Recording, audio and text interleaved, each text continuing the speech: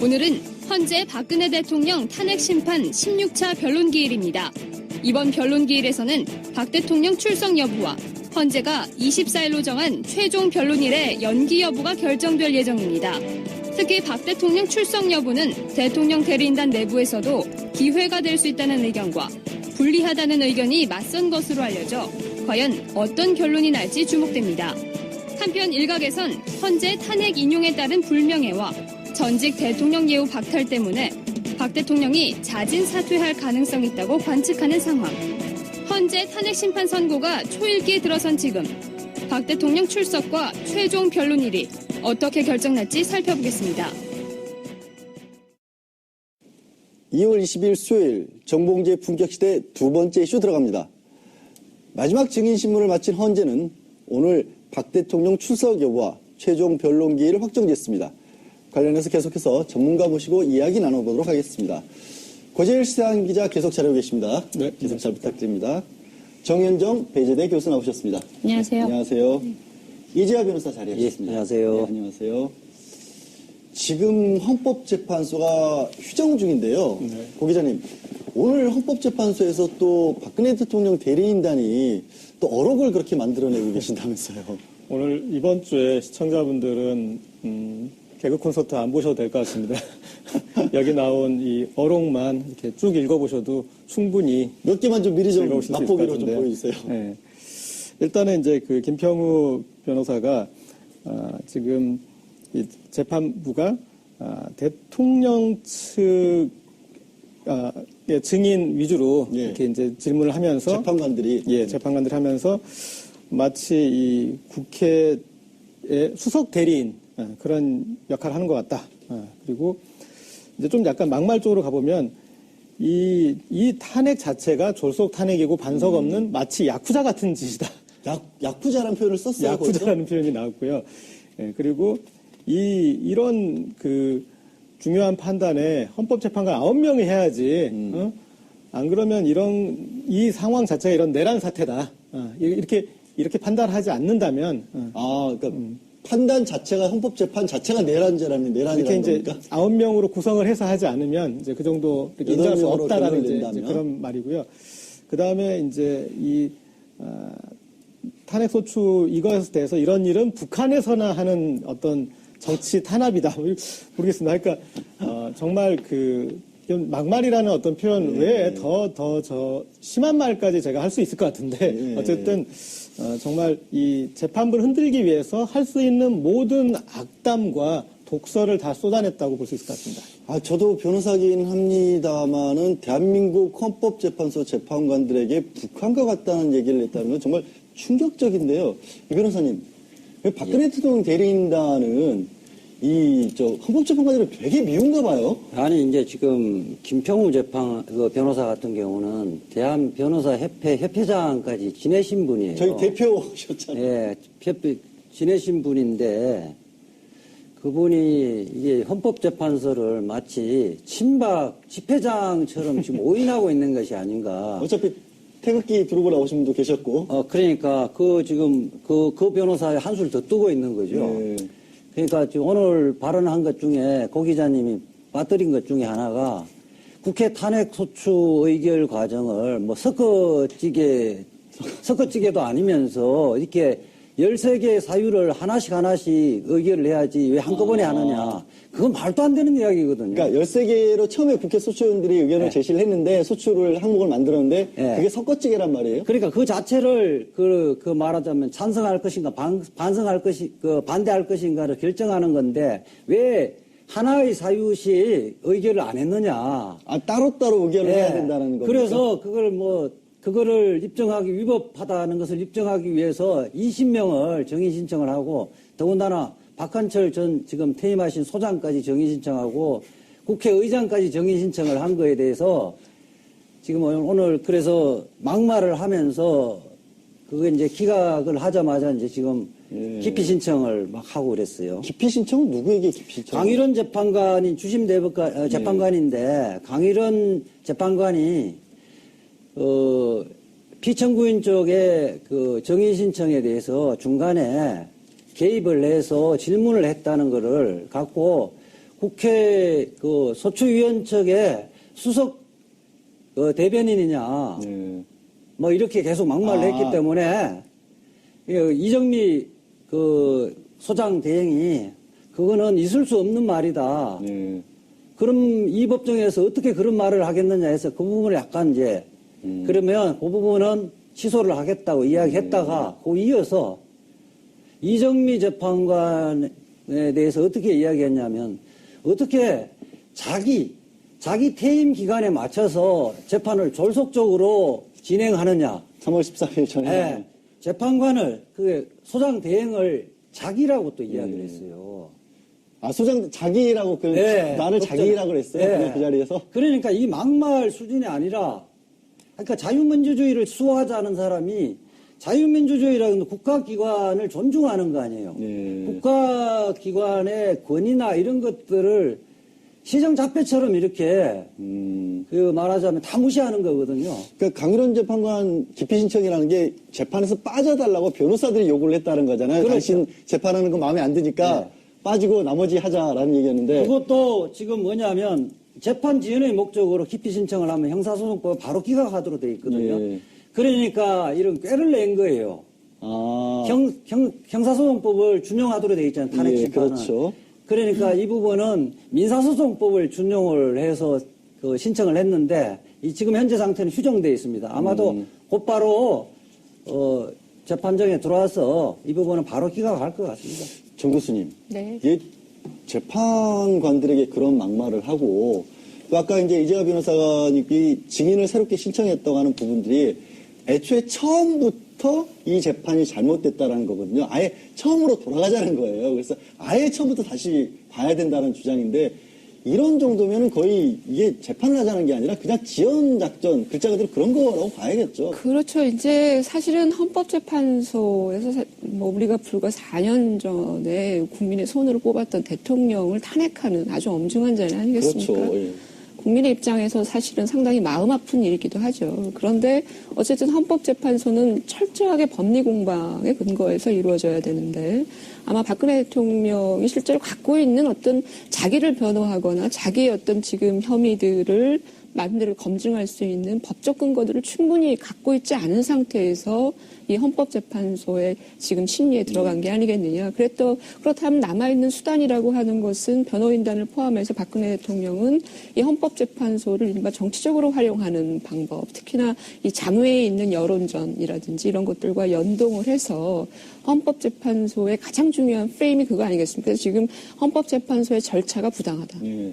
그렇잖아요. 그렇죠. 그러니까 자신들이 법적 근거를 통해서 증명할 수 없기 때문에 이 절차 자체가 부당하다. 특히 재판관의 어떤 정치적 중립성의 문제라든지 또는 말하자면 이른바 절차의 어떤 이 신속성에 대한 문제 제기라든지 이런 것들을 함으로 해서 이 절차 자체가 부당하고 하다라는 어떤 프레임 이거를 이제 마지막으로 지금 부여잡고 있는 것 같습니다. 그러니까 여러 가지 것들이 지금 사실은 여의치 않다라고 하는 걸 또 보여주면서 마지막 남은 수단이 이 절차를 정치화시키는 방법. 그거는 대통령도 사실은 일정 부분 공유하고 있는 거 아니겠습니까? 그래서 이런 것들이 어찌 보면 마지막 남아있는 수단이다라고 택할 수 있는 보여지고요. 게 그것밖에 없다. 그렇다면 제가 이제 역으로 이 상황을 좀 지켜보면 박근혜 대통령이 실제로 많은 카드를 갖고 있다라고 예측을 했었어요. 예를 들면 헌법재판소에 나와서 신문도 받고 뭐 이런 과정들 기타 등등의 어떤 여러 가지 수단들을 많이 갖고 있는 것처럼 보여졌지만 사실은 너무 없는 거 아니냐.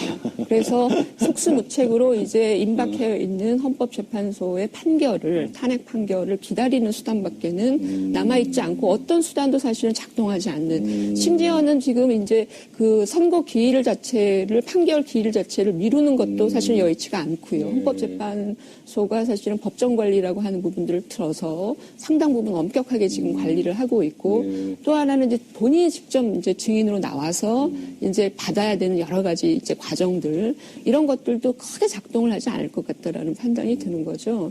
이런 기타 등등들을 우리가 본다라고 하면 실제로 박 대통령 측에서는 이미 이제 탄핵 관련되어지는 결과에 대해서 이른바 이제 두 손 두 팔 다 든 상황이 되어버리고 막판에 이제 변호인단이 법정에서 할 수 있는 것은 이른바 그런 막말이라든지 정치적인 어떤 문제 제기라든지 이런 것들이 남아 있는 것이다.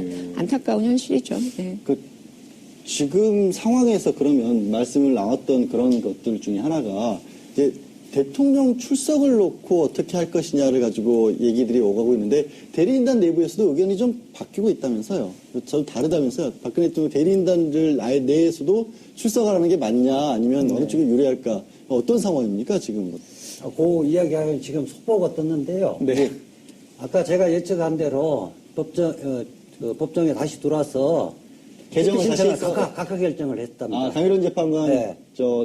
기피 신청한 거에서 이거 당연한 거 아니겠어요? 네, 그러니까 그래서 이게 재판 지연 목적으로 하는 것이 명백해서 예. 각하 결정을 한 것 같습니다. 예, 알겠습니다. 그러면 잠깐 구 기자님부터 여쭤봤던 거를 계속해서 그러니까 지금 지연 목적이 명백해 보였기 때문에 그 기피 신청은 각하를 한 거고 네. 안 받아들였고 그거 말고 할 수 있는 게 남아 있는 게 이제 대통령 출석 카드라는 네네. 얘기인데 그것에 관해서는 지금 진행 상황이 어떻게 되고 있죠?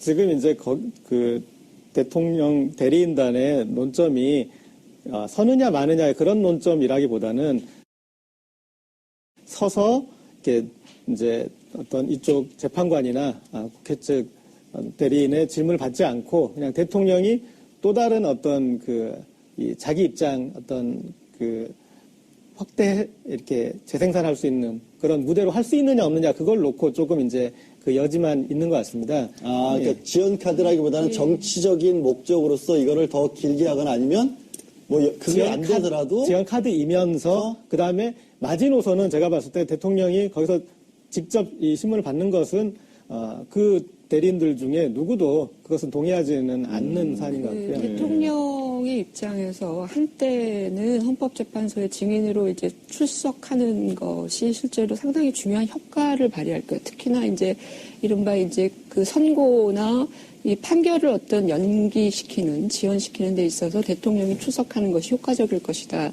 이런 식의 어떤 전략적 고민들이 있었을 것 같은데, 현재로서는 이미 헌법재판소가 이정미 재판관의 이른바 퇴임 이전에 선고를 하기로 되어 있기 때문에, 실제로 그 증인 출석의 어떤 그 카드 자체는 약발이 이제 더 이상 먹히지 않는다라는 판단을 내린 것 같아요. 그래서 변호인단 측에서도 박 대통령에게 이제 강하게 지금 요구를 못하고 있는 상황인 것 같고요. 그거는 이제 기한 연장도 일단은 안 될 것 같고, 더군다나 더 나빠진 것이 뭐냐면, 나와서 일방적으로 자기 자신의 얘기를 할 수 있는 것이 아니라, 그 탄핵 소추 인단과 또는 재판관들의 질문도 받고 답변을 해야 되거든요.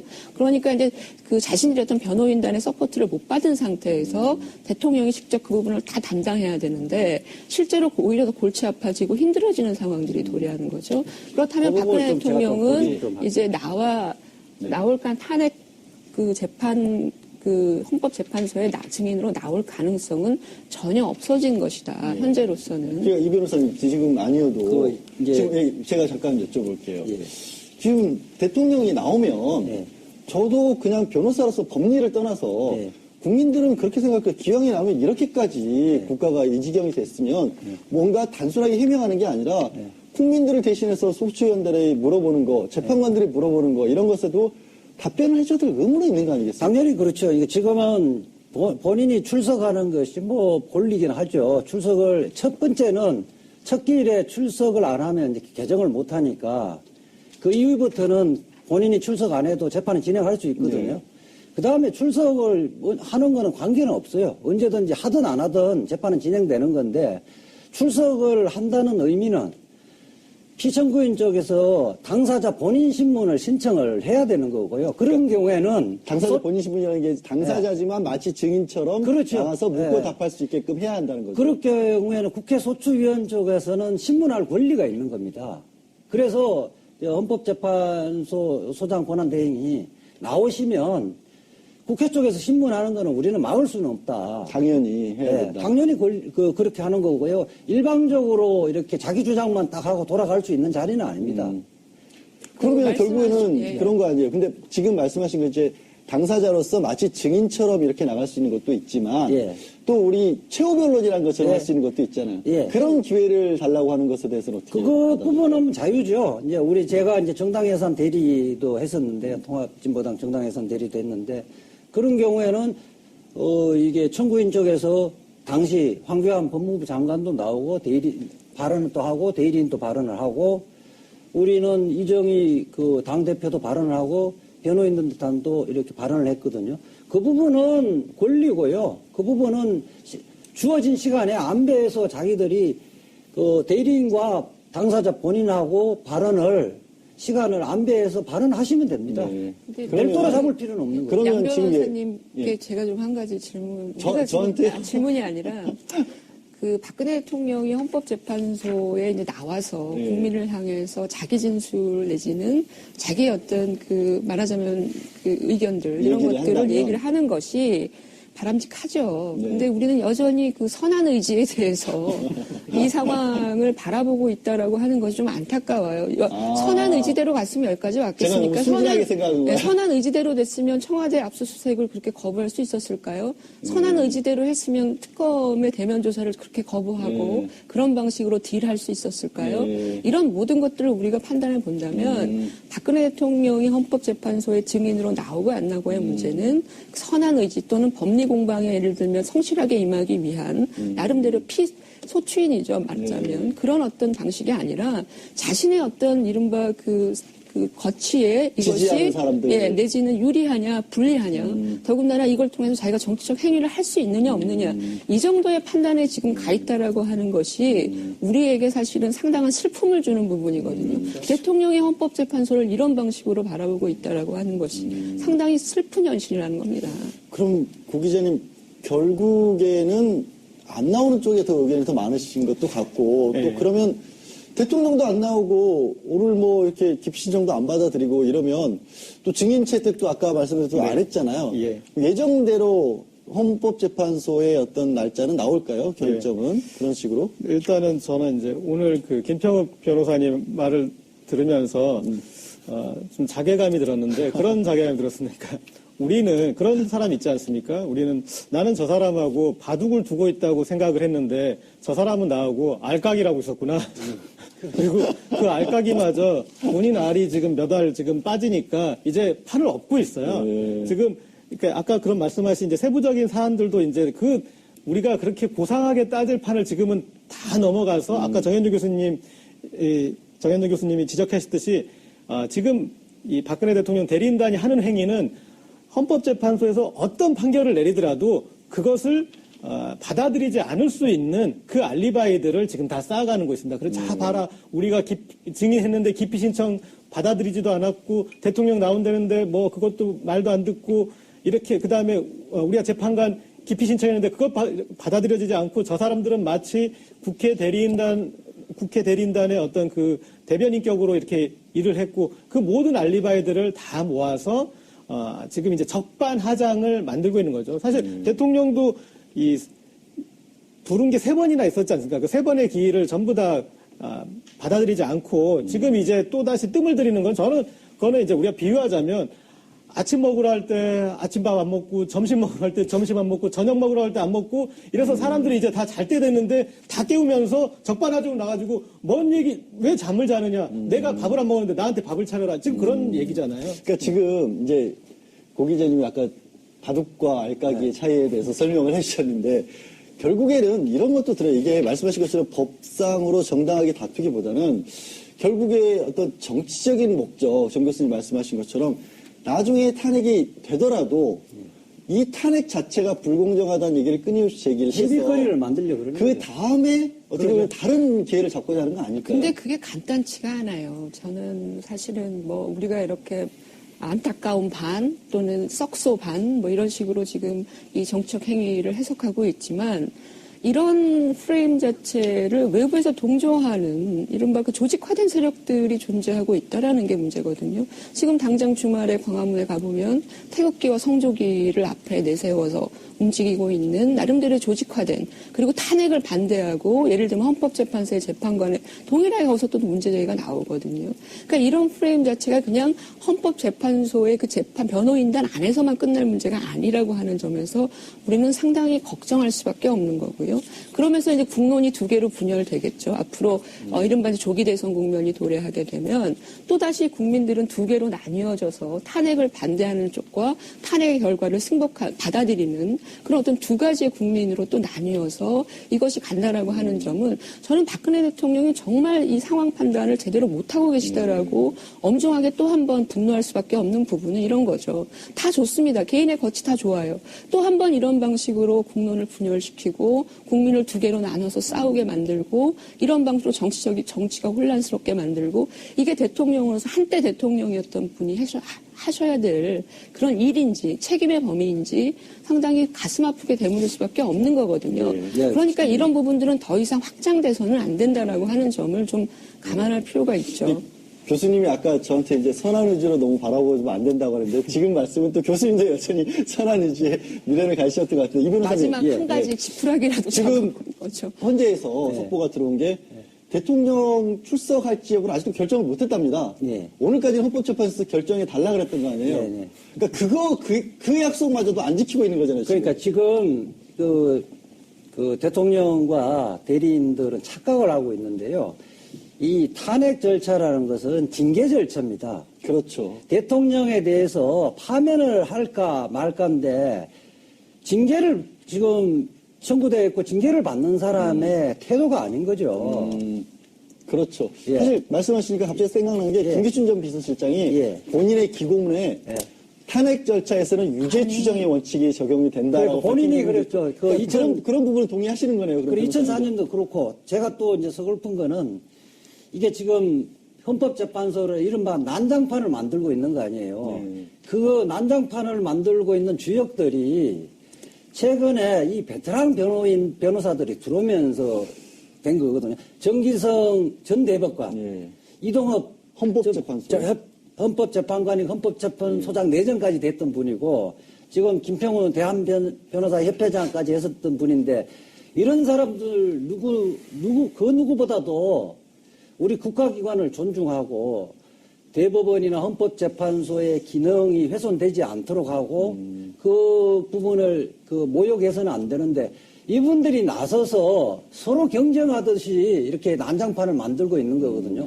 저는 이 부분은 그 대한변호사협회에서도 징계 사유로 삼아야 된다고 봅니다. 지금 이제 교수님께서 이제 변호사님이 말씀하신 것처럼 계속해서 변호사인 저로서 자괴감이 들 정도로 대리인단들이 자꾸 공정성 시비만 걸어요. 그런 걸 어떻게 교수님 보셨어요? 그런 거죠. 아까 제가 좀 말씀드리려고 했던 게 뭐냐면 지금 헌법재판소라고 하는 것이 우리가 지금 뭐 박근혜 대통령 변호인단이 난장판을 부린다, 뭐 절차가 부당하다 문제 제기를 하고 있는데요. 헌법재판소가 아주 충분한 절차적인 기회를 주었어요. 보세요. 아니요. 그러니까 지금 16차까지 지금 이른바 이제 심리를 하고 있는 거 아니겠어요? 대통령 탄핵의 문제가 그만큼 엄중하기 때문에 재판을 17차, 16차까지 지금 진행을 하고 있는 거라면 그럼 대통령 변호인단은 16차 동안 뭐를 했냐라고 하는 거고요. 또 하나는 증인을 많이 신청을 하지만 실제로 박근혜 대통령 변호인단이 신청한 그 증인들이 또 안 나와요. 헌법재판소 말하자면 재판정에 이런 것도 문제 아니겠습니까? 예를 들면 그렇다면 이때까지 시간을 지연해오고 예를 들면 절차 자체를 상당히 어찌 보면 제대로 따라오지 못한 것은 박근혜 대통령 변호인단이거든요. 그래서 우리가 이건 혼동해서는 안 된다. 헌법재판소는 어쨌든 3월 그 선고기를 우리가 사전에 못 받기는 했습니다만 실제로 충분하게 대통령 변호인단에게 시간을 주었고 그 충분한 시간을 충분하게 그 근거를 통해서 활용하지 못한 거는 변호인단의 책임이 지금 큰 거예요. 근데 이 부분을 우리가 혼동해서는 안 된다. 그러니까 지금 헌법재판소에서 또 속보가 나온 게 재판관 분들도 굉장히 답답하신 모양이에요. 대통령에게 출석할지 여부를 오늘까지 알려달라고 그러는데 그 약속도 깨니까 결국 출석하고 싶으면 하루 전에는 알려달라고. 이게 어떻게 보면은 좀 헌법재판소 재판관들이 이 징계 절차에 있는데 징계를 당할 사람에게 약간 좀 아쉬운 소리까지 해가면서 이렇게 하고 있는 그런 상황이거든요. 근데 고기자님 지금 남아있는 이제 아까 이제 대통령 출석에 관해서 계속 얘기를 나눴고 하나 또 얘기됐던 부분들이 이제 공정성 시비를 하면서 대리인단이 사퇴할 수도 있다. 그 얘기도 밖에 가서도 막 하고 있잖아요. 근데 이분들이 이제 적반하장이면서 또 하나는 이제 또 하나 특징은 자가당착인 것 같아요. 그러니까 그렇게 아까 말씀하신 이제 그런 대한변호사협회 회장도 하셨고 그리고 여러 공직에도 뭐 오르셨고 거론되던 그런 분들인데 그런데 이런 분들이 지금 자기 논리에 자가당착이 많으니까 제가 작은 거 하나 하고 큰 거 하나 말씀드리자면 작은 거는 이를테면 지금 강일원 재판관이 왜 우리가 데려온 대통령 측 증인에 대해서만 그렇게 계속 질문을 해가지고 꼬집느냐 얘기를 하는데 그거 좀 우습잖아요. 뭐냐면 만약에 이렇게 짜서 한다면은 국회 측 증인하고 얘기가 됐어요. 본인들이 본인 입장을 대변하기 위해서 부른 사람한테 더 물어봤다고 그거 하는 것도 좀 웃기잖아요. 그리고 이 강일원 재판관을 기피해달라는 이제 거기에 본심이 본심이 드러나는데 뭐냐면 변호인도 꼬집지 못하는 거를 재판관이 꼬집는 그러니까 재판관이 너무 똑똑해서 문제다라는 재판관이 왜 우리가 못 물어보는 걸 당신들이 물어봐 이런 거잖아요. 예, 어떻게 그걸 알아내서 그러니까 그걸 푹 집어서 이렇게 하느냐 이제 그런 이제 자가당착이고 또 큰 자가당착은 뭐냐면 헌법재판소에서 이런 거를 판단하는 것 자체가 무의미하다 그다음에 의미가 없다 그다음에 그건 그러다 근데 이미 국회에서 국민을 대표하는 국회에서 한 것이 않습니까? 그건 사실 국민들이 하고 싶은 얘기예요. 그러니까 국민이 다 판단을 내려서 탄핵을 결정을 했는데 왜 이 법적 구조에서 그것을 무효로 하느냐 이제 그걸 오히려 그러니까 이게 무효가 되면 국민이 한 걸로 돌아가는 건데 이분들은 이제 그것도 모르고 이렇게 지금 하고 있는 상황입니다. 대리인단 아까 그 총사퇴 카드도 사실은 약발이 안 먹힐 것 같아요. 왜냐하면 그 대리인단이 총사퇴하더라도 헌법재판소의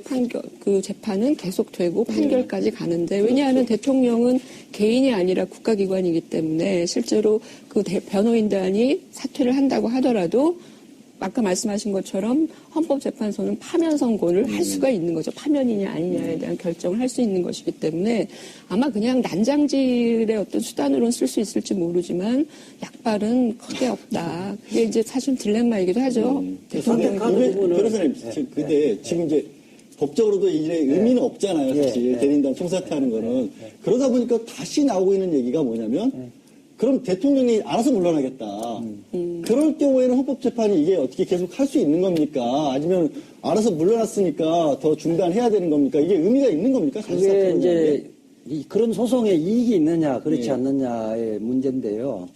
실제 그냥 물러나는 거와 파면이 되는 경우에는 실제 법적인 이익의 차이가 있습니다. 어마어마하게 다르죠. 전직 그 대통령에 관한 예우에 관한 법률에 보면 그 수행 비서도 2명 두주로 돼 있고 급여에 대통령직 급여의 80%를 받도록 돼 있는데 이게 자진 사퇴하고 만약에 그 탄핵 결정을 안 하면 고소란이 받게 되거든요.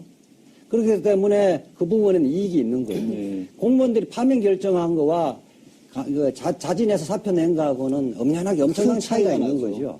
그렇기 때문에 계속 할 것 같고 또 하나 더 좀 드리면 이게 탄핵 심판의 초기가 아니라 사실상 결론 막바지에 왔기 때문에 그거는 헌법재판관사의 일부 견해는 갈릴 수도 있지 모르겠지만은 대체적으로는 아마 결정을 할 거로 봅니다. 여태까지 헌법재판소에서 재판관들이 70일 넘게 일을 해왔는데 그렇죠. 국회도 일을 했고 박근혜 대리인단도 일을 했는데 그런데 이제 와서 없어진 걸로 못 돌린다. 아니요. 이런 얘기인데 자진 사퇴를 한다고 하더라도 헌법재판소의 판결과 그 절차는 계속 가는 겁니다. 그거는 사퇴하고 상관이 없어요. 다만 박근혜 대통령 입장에서 저는 지금 자진 사퇴 카드를 지금은 가장 심각하게 만지작거릴 거라고 생각을 해요. 왜냐하면 그 자진 사퇴 물론 헌법재판소의 판결은 나오겠죠. 대통령 탄핵. 그러나 자진 사퇴를 먼저 사전에 얘기한다는 얘기는 차후에 어떤 자기 정치적 일정들을 도모할 수 있는 시간을 유일하게 버는 수단입니다. 그러니까 예를 들어서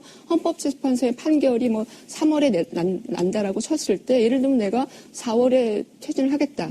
뭐 이런 방식으로 못 박아 놓으면 정리를 하는 거죠. 탄핵 결과도 나오고 자기도 거기까지 이제 정리를 한다라는 얘기인데 이제 그런 방식으로 하면 조금의 시간을 또 벌 수도 있고요. 또 하나는 이 과정에서 우리가 잘 봐야 되는 게 탄핵이 이루어지면 박근혜 대통령은 그 그 이후에 직후에 직무가 정지되고 뭘 해야 되느냐, 이른바 형사재판을 받아야 되는 것이죠. 그리고 형사재판 결과에 의해서는 실제로 이제 말하자면 감옥을 갈 수도 있고 교도소를 할 수도 있는 그런 절차들이 남아 있는데, 만약에 이 과정에서 이제 정치적인 이른바 니고라고 하는 것들을 할 수 있는 시간을 또 벌 수도 있다. 박근혜 대통령의 입장에서는. 그래서 그런 방식들, 그리고 또 하나 이제 이른바 조기 대선과 관련해서 나름대로 자신의 어떤 조직화된 세력들을 나름대로 활용할 수 있는 가능성 등, 이런 기타 등등의 여러 가지의 이점들을 뭐 선의의 의지 이런 거 다 떠나서 우리가 얘기를 해야 되니까 그런 고려를 한다라고 하면 박근혜 대통령 입장에서는 오히려 사퇴 카드가 지금으로서는 상당히 중요하게 잠깐만, 필요가 있을 굉장히 것이다라고 하는 거죠. 굉장히 중요한 속보가 있어서 먼저 지금 정리를 드리고 말씀을 드리겠습니다. 예. 헌법재판소에서 탄핵 심판의 최종 변론일을 결정을 했습니다.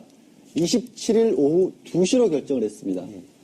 원래 24일로 예정이 돼 있었던 것이었는데 27일 오후 2시로 일단 그 못을 박은 거죠. 그럼 이 변호사님이 이렇게 되면은 3월 13일 전에 한다는 거죠. 3월 13일 전에 결정이 나오는 거겠죠. 예, 3월 9일 내지 3월 10일 날 선고를 할 텐데요.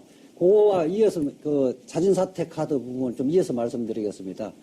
자진사퇴는 결국 2월 28일 특검 마지막 기간인데, 수사 기간인데 28일 전엔 죽어도 안 할 거고요. 예. 그렇게 되지면 구속 체포 문제가 있기 때문에 안 할 거고, 선거 전까지는 의미가 있을 텐데요.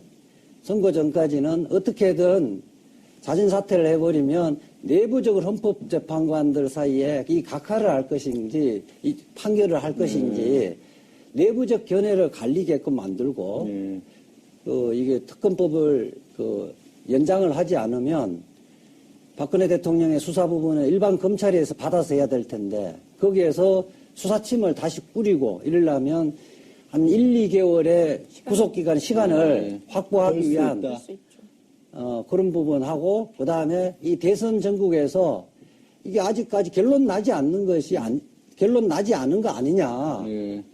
요런 식으로 해서 정치적인 말하자면 공세를 할 수 있는 빌미를 두기 위해서는 고려를 할 수도 있는데, 근데 이제 지금까지 박근혜 대통령의 행원 행태를 봐서는 안 할 것 같습니다.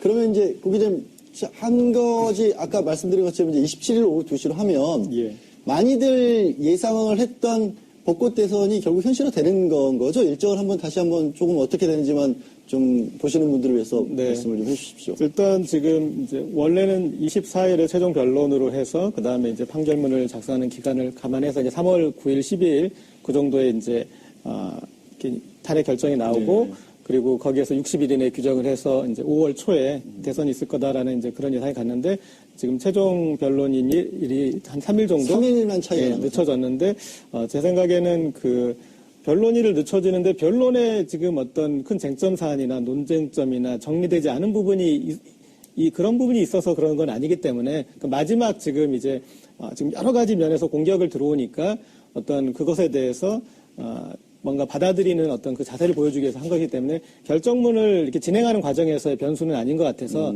그래서 그 날짜만큼이 결정문 작성하는데 이렇게 어떤 빼야 되는 그런 날짜는 아닌 것 같습니다. 그래서 예정대로는 갈 것 같고요. 그리고 제가 아까 그 일부에서 그런 말씀 드렸었는데, 지금 이 특검법 이 개정 문제에서 마지막에 이 정세균 의장이 역할을 할 수도 있다라는 이제 제가 그런 말씀드렸는데, 그 이유가 지금 이 이정미 헌법재판소 소장 권한대행이나 강일원 재판관이나 이거 지금 온갖 이 여러 가지 지금 압력과 그 다음에 저쪽에서 책임 떠넘기를 이제 감당하면서 3월 13일 이전에 이 판결을 내는 그걸 가고 있지 않습니까? 그래서 그것과 준해서 봤을 때 지금 어떤 이 국가의 어떤 내란 사태에 준하는 그 부분을 막기 위해서, 그러니까 지금 이게 제대로 안 됐을 경우에 그 부분을 이렇게 특검이 가지 않으면 지금 80%의 국민 탄핵을 찬성하고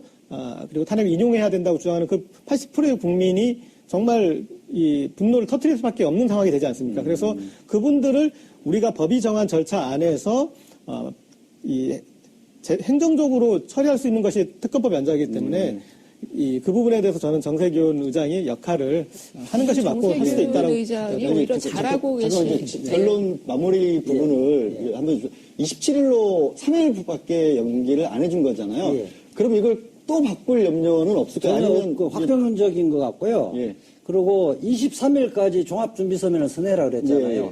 이미 23일부터는 내일부터는 판결문을 다 쓰고 있을 거예요. 쟁점 부분이고 27일 날 하는 것은 이미 서면에 있던 걸 구두로 하는 거에 불과한 거거든요. 아. 그러니까 선고기일은 예정했던 거에서는 전혀 차질이 없는 거죠. 3일 미뤄졌다고 해서 선고하는데 결정 내린 데까지 미뤄질 이유는 없고 그렇죠. 이미 내일이죠. 23일까지면 근데 종합준비서면 시간이 없어서 못 낸다고. 안 서내면 그만큼 안 서낸 사람에게 불리하게 판단되죠. 그것도 공정하지 않다 그러면. 아니 지금까지 종합준비서면은 지금까지 주장했던 거 정리하는 거거든요. 정리를 우리가 변론조지서라든지 준비서면 안 낸다고 판결을 안 하는 건 아니 아니거든요. 물론 저희 같은 변호사들은 그런데 헌법재판소니까. 아니, 그러니까 그 대리인들이 자기 안 내면 그만큼 손해니까 뭐 알아서 내겠죠. 예. 안 내면 그 없는 상태에서 판단할 수밖에 없는 겁니다. 예. 물론 주장할 게 그렇게 많지는 않을 거예요. 정 교수님께 제가 좀 거의 이제 마지막 그 질문 좀 부탁을 드려야 될 것 같아요. 이제 일정이 27일로 결정이 됐다는 거는 정말로 한 나라에, 우리나라에 4년 전에 우리가 우리 손으로 뽑은 대통령의 운명이 결정되는 게 현실화되는 거지 않습니까? 그렇죠. 이제 이 남은 시점에서 박근혜 대통령에게 우리가 기대할 수 있는 거, 제가 또 선언을 이제 말씀을 드리나요? 기대할 수 있는 거, 혹은 마지막으로 그래도 국민들을 대신해서 이것만은 좀 해결을 해달라라고 하실 수 있는 말씀이 있을까요? 박근혜 대통령이 지금으로서 하셔야 될 일은 특검 대면 조사 빨리 받으시고요. 그러니까 그 본인의 진술을 위해서도 그렇고 국민을 향해서 마지막 그 목소리를 담을 수 있는 지금 현재의 결과 그거밖에 없지 않습니까? 헌법재판소의 증인으로 나가든. 그래서 뭔가 국민을 향해서 최소한의 진실을 보여주는 모습. 예를 들어서 아니다, 모른다, 뭐 이런 방식으로 그 사실을 왜곡하는 그런 발언들보다는 진솔한 모습을 보여주는 게 현재로서는 좀 필요한 것 같고요. 황교안 권한대행도 실제로 저는 해야 될 역할이 가장 크다고 봅니다. 현실 상황에서 지금 뭐 이걸 뭐 예를 들면 정세균 의장과 황교안 대행의 싸움처럼 갈 것이 아니라 특검이 과연 지금까지 이 조사를 통해서 밝혀낸 진실에 대해서 얼마만큼 국민적으로 신뢰를 하고 있고 신뢰를 할 수 있을 것이냐. 대통령을 탄핵시키는 것과 관련되는 증거 자료들이거든요. 그렇다면 대통령을 위해서라도 특검에 충분한 수사 기회를 줘야 된다라고 하는 것이죠. 그런 관점에서 황교안 권한대행은 대통령은 그렇게 하시고 황교안 권한대행은 특검법에 대한 부분을 스스로 발휘할 수도 있는 거 아닙니까? 그러면 그런 방식으로 해서 연장하는 것에 대한 고민들을 하면서 이 혼란 시기를 좀 현명하게 제도적으로 넘어갈 수 있는 방법에 대한 고민들을 해야 될 것 같습니다. 더 이상의 국정에 혼란이 없기를 바라는 마음으로 이제 마지막 말씀을 해주신 걸로 알겠습니다. 네, 헌법재판소가 입장을 정리를 했습니다. 2달 넘게 이어진 현재 박근혜 대통령에 대한 탄핵 심판. 오늘 이제 안종범 전 수석에 대한 증인신문을 끝으로 마무리 국면에 접어들었습니다. 27일 오후 2시면 대한민국의 미래를 위해 헌재가 어떤 결정을 내릴지 본격적인 결론에 들어가게 됩니다. 대한민국을 위해 현명한 판단을 내리기를 기대해 봅니다. 지금까지 종료 앞둔 특검 수사와 마무리 국면에 들어간 탄핵 심판에 대한 토론을 함께 하셨습니다. 시청자 여러분은 어떻게 보셨습니까? 판단은 시청자 여러분, 현명한 시민의 몫입니다. 깨어있는 시민이 만드는 시사 토크쇼 2월 22일 수요일 정봉재 품격시대 마치겠습니다. 감사합니다.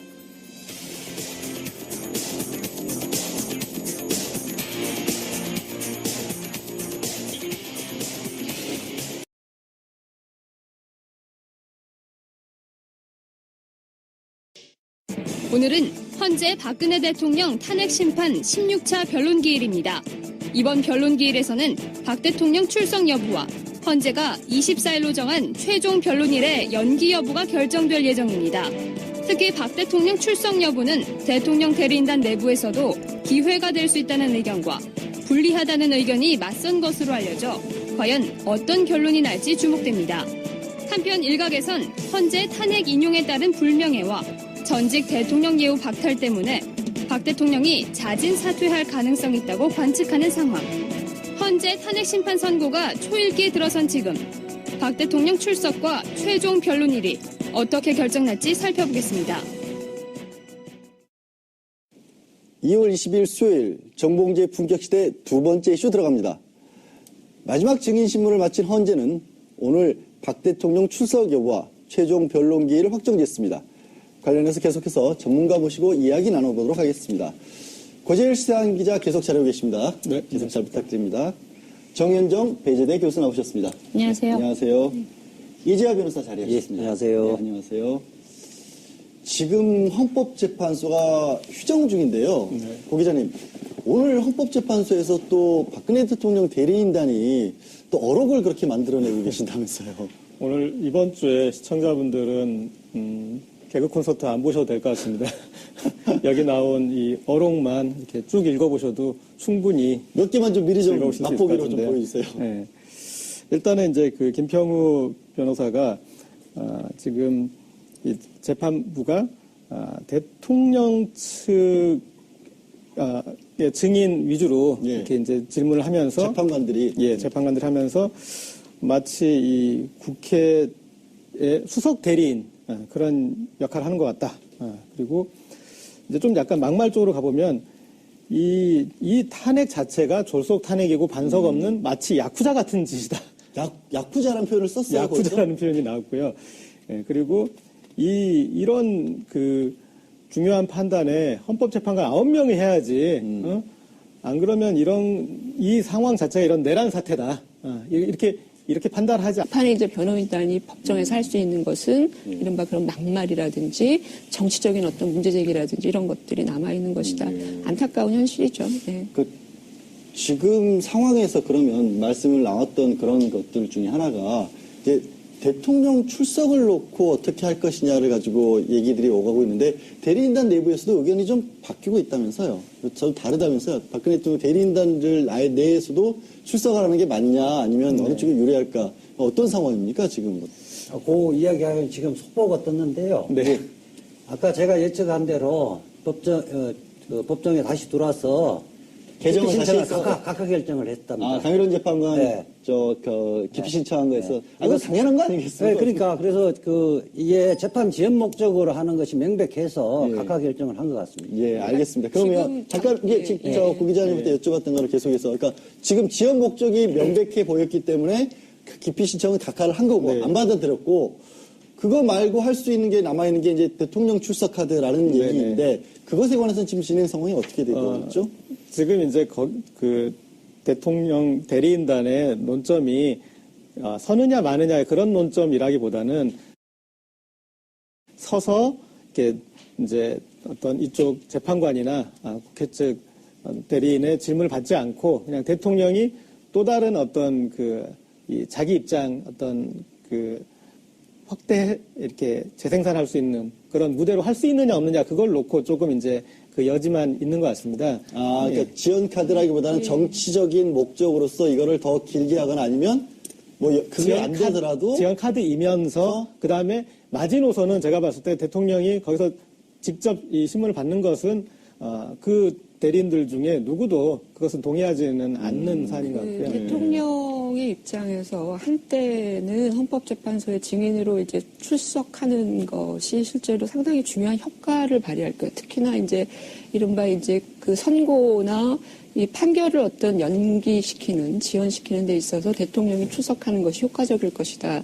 이런 식의 어떤 전략적 고민들이 있었을 것 같은데, 현재로서는 이미 헌법재판소가 이정미 재판관의 이른바 퇴임 이전에 선고를 하기로 되어 있기 때문에. 않는다면. 그러니까 판단 자체가 헌법재판 자체가 내란죄라는 이렇게 이제 겁니까? 9명으로 구성을 해서 하지 않으면 이제 그 정도 이렇게 인정할 수 없다라는 이제 그런 말이고요. 그 다음에 이제 탄핵소추 이거에 대해서 이런 일은 북한에서나 하는 어떤 정치 탄압이다. 모르겠습니다. 그러니까, 정말 막말이라는 어떤 표현 외에 더 심한 말까지 제가 할 수 있을 것 같은데, 어쨌든, 정말 이 재판부를 흔들기 위해서 할 수 있는 모든 악담과 독서를 다 쏟아냈다고 볼 수 있을 것 같습니다.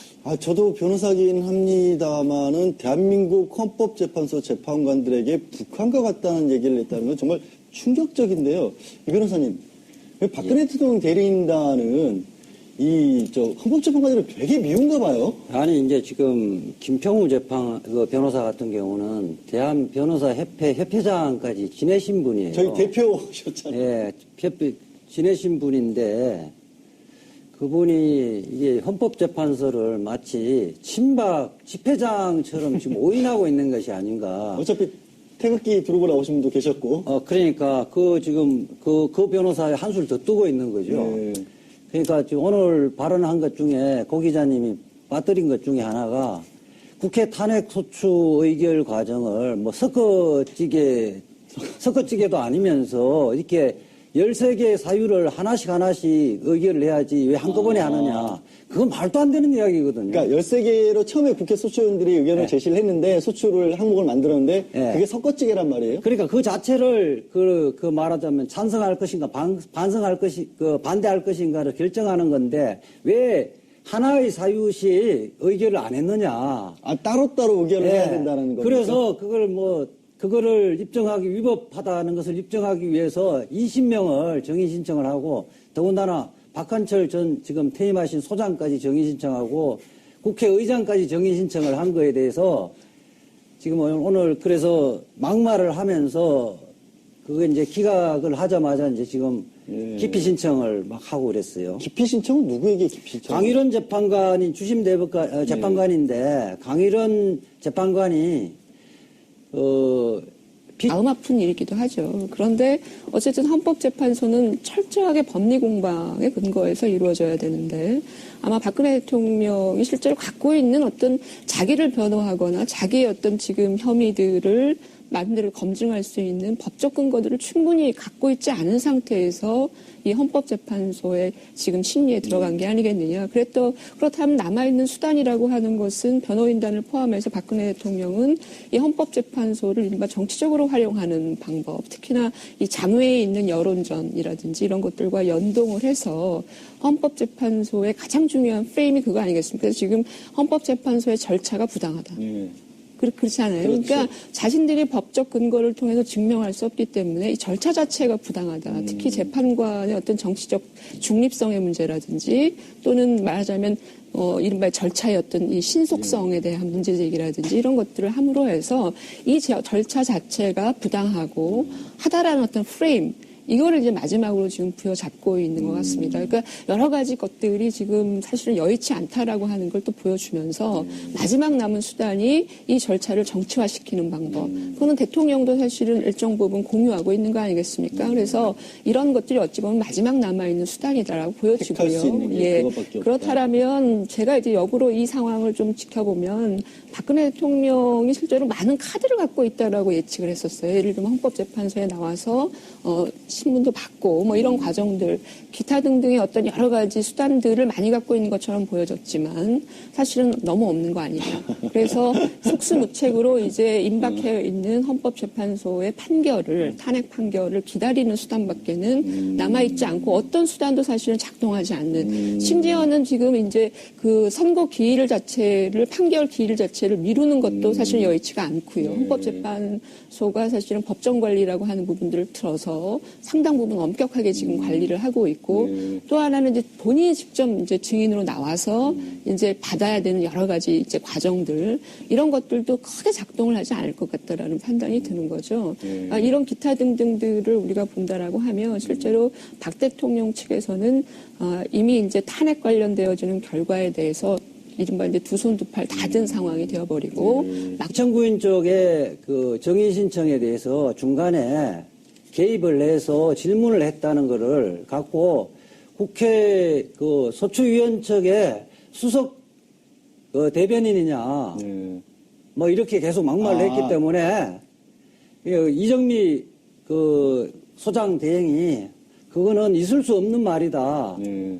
그럼 이 법정에서 어떻게 그런 말을 하겠느냐 해서 그 부분을 약간 이제 그러면 그 부분은 취소를 하겠다고 이야기했다가 그 이어서 이정미 재판관에 대해서 어떻게 이야기했냐면 어떻게 자기 자기 퇴임 기간에 맞춰서 재판을 졸속적으로 진행하느냐. 3월 13일 전에. 네, 재판관을 그 소장 대행을 자기라고 또 이야기를 했어요. 아, 소장 자기라고 네, 나를 자기라고 그랬어요. 네. 그 자리에서. 그러니까 이 막말 수준이 아니라 그러니까 자유민주주의를 수호하자는 사람이 자유민주주의라는 국가기관을 존중하는 거 아니에요. 예. 국가기관의 권위나 이런 것들을 시정잡배처럼 이렇게 그 말하자면 다 무시하는 거거든요. 그러니까 강일원 재판관 기피 신청이라는 게 재판에서 빠져달라고 변호사들이 요구를 했다는 거잖아요. 그렇죠. 당신 재판하는 거 마음에 안 드니까 네. 빠지고 나머지 하자라는 얘기였는데. 그것도 지금 뭐냐면 재판 지연의 목적으로 기피 신청을 하면 형사소송법에 바로 기각하도록 돼 있거든요. 예. 그러니까 이런 꾀를 낸 거예요. 아. 형사소송법을 준용하도록 돼 있잖아요. 탄핵 예, 심판은. 그렇죠. 그러니까 이 부분은 민사소송법을 준용을 해서 그 신청을 했는데 이 지금 현재 상태는 휴정돼 있습니다. 아마도 곧바로 재판정에 들어와서 이 부분은 바로 기각할 것 같습니다.